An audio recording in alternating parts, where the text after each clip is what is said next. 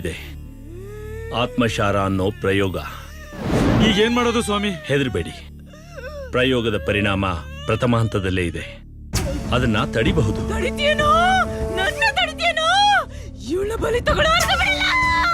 ಇದನ್ನೆಲ್ಲ ನನ್ ಕೈ ನಂಬಕ್ಕೆ ಆಗ್ತಿಲ್ಲ ಗುರುಗಳೇ. ಬಾಯಿ